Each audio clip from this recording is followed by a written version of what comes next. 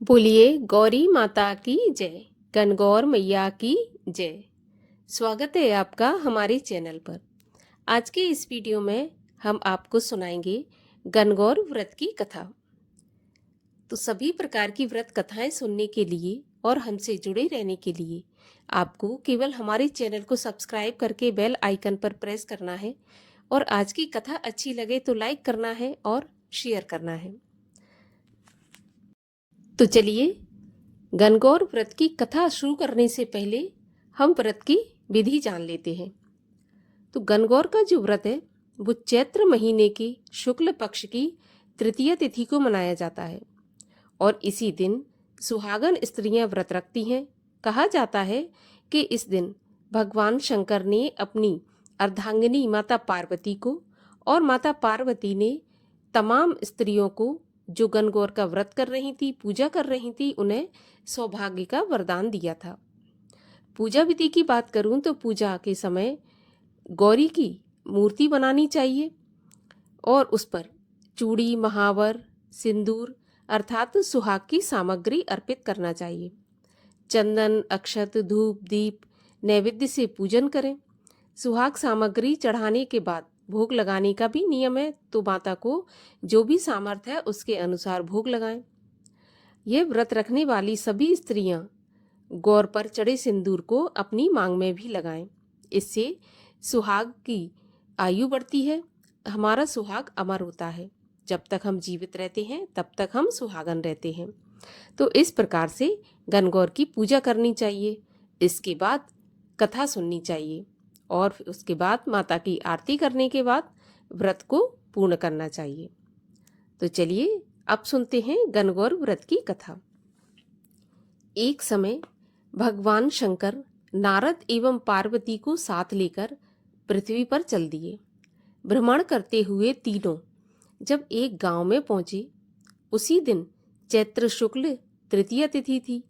गांव के लोगों को जब शंकर जी की आने की सूचना मिली तो सभी धनी स्त्रियां उनके पूजन के लिए नाना प्रकार के रुचिकर भोजन बनाने में लग गईं। इसी कारण उन कुलवंती स्त्रियों को काफी देर हो गई। दूसरी ओर निर्धन स्त्रियां जैसे बैठी थीं वैसे ही थाल में हल्दी, चावल, अक्षत, पुष्प इत्यादि लेकर शिव पार्वती की पूजा करने लगी। अपार श्रद्धा भक्ति में मग्न उन स्त्रियों को पार्वती ने पहचाना तथा उनकी भक्ति रूपी वस्तुओं को स्वीकार कर उन सबके ऊपर सुहाग के रूप में हल्दी छिड़क दी। इस प्रकार मातेश्वरी गौरी से आशीर्वाद तथा मंगल कामनाएं प्राप्त करके वे सारी औरतें अपने अपने घर चली आईं। उसके बाद कुलवंती स्त्रियां 16 श्रृंगार, 56 प्रकार के व्यंजन और कहा, तुम सब वस्त्राभरणों का परित्याग कर माया मोह से रहित हो तथा तन मन धन से पति की सेवा करना। तुम्हें अखंड सौभाग्य की प्राप्ति होगी।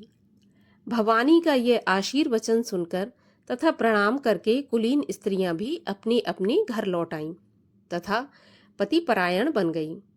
छिड़का हुआ खून जिसके ऊपर जैसा पड़ा था उसने वैसा ही सौभाग्य प्राप्त किया।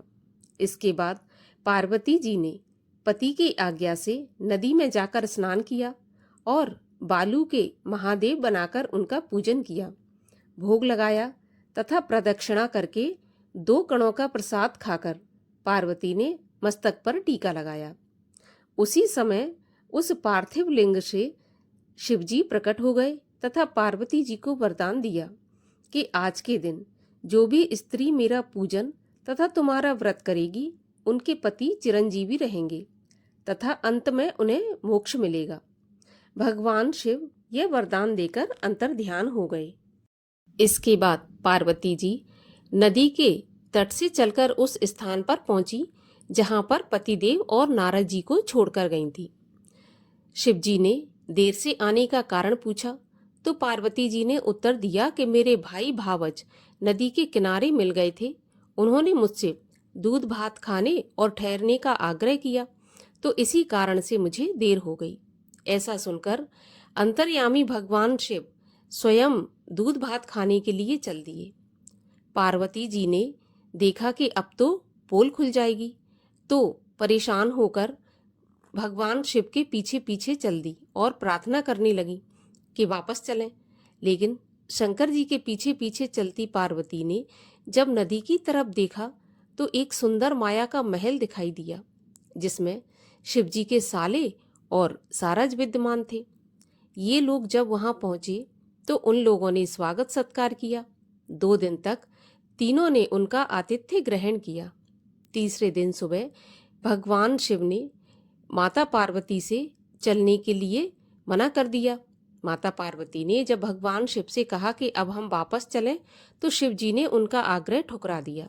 इससे माता काफी क्रोधित हो गईं और अकेली ही चल पड़ी। मजबूर होकर महादेव को भी उनके पीछे जाना पड़ा और नारद जी भी साथ में थे। तीनों व्यक्ति चलते चलते काफी दूर निकल आए। सायंकाल होने पर शिवजी ने बहाना किया कि मैं तो तुम्हारे मायके में अपनी माला ही भूल आया। इस पर पार्वती माला लाने को तैयार हुई, किंतु शिवजी की आज्ञा से न जा सकी। नारद जी वहां गए। जाकर देखते हैं कि वहां पर न तो कोई महल है और न महल का नामो निशान है और न कोई माला है। घोर अंधकार में नृशंस हिंसक पशु विचरण कर रहे हैं। इस अंधकारपूर्ण डरावने वातावरण को देखकर नारद जी बहुत आश्चर्यचकित हुए। उसी समय अचानक बिजली के चमकने से वृक्ष पर माला टंगी दिखाई दी। माला लेकर महामुनि भय आतुर अवस्था में शीघ्र ही शिवजी के पास आए और अपनी विपत्ति का सारा हाल कह सुनाया। इस प्रसंग को सुनकर हंसते हुए शिवजी ने नारद जी से उसका मूल कारण बताया कि हे मुनि, आपने जो कुछ भी दृश्य देखा वह पार्वती की अनोखी माया का प्रतिफल है। वे अपने पार्थिव पूजन की बात को आपसे गुप्त रखना चाहती थीं, इसलिए उन्होंने झूठा बहाना बनाया था। फिर उसे सत्य करने के लिए उन्होंने अपने पतिव्रत धर्म की शक्ति से झूठे महल की रचना की, परंतु सच्चाई के लिए ही मैंने माला लाने के लिए तुम्हें दोबारा उस स्थान पर भेजा था। ऐसा जानकर नारद जी ने माता पार्वती के पतिव्रत प्रभाव से उत्पन्न घटना की मुक्त कंठ से प्रशंसा की। जहां तक उनके द्वारा पूजन की बात को छिपाने का सवाल है, वह भी उचित ही जान पड़ता है, क्योंकि पूजा छिपकर ही करनी चाहिए। मेरा यह आशीर्वचन है कि जो स्त्रियां इस दिन को गुप्त रूप से पति का पूजन कार्य संपादित करेंगी, उनकी समस्त मनोकामनाओं की पूर्ति होगी तथा उनके पति भी चिरंजीवी होंगे। पार्वती जी ने इस व्रत को छिपाकर किया था, उसी परंपरा के अनुसार आज भी पूजन के अवसर पर पुरुष उपस्थित नहीं रहते। स्त्रियां अकेली ही इस व्रत को करती हैं और पूजा करती हैं। तो इस प्रकार से भगवान शिव ने माता पार्वती को सौभाग्यवती होने का आशीर्वाद दिया और माता पार्वती ने उन स्त्रियों को सौभाग्यवती होने का आशीर्वाद दिया। तो जो भी महिला इस व्रत को भक्ति भाव से, पूरी श्रद्धा भाव से करती हैं, वो हमेशा सौभाग्यवती रहती हैं, उनका सौभाग्य अमर रहता है और उनके पति की दीर्घायु होती है। तो ये थी गणगौर की कथा। अच्छी लगी हो तो एक लाइक अवश्य कर दीजिए और शेयर कर दीजिए। चैनल को भी सब्सक्राइब करके जाइए।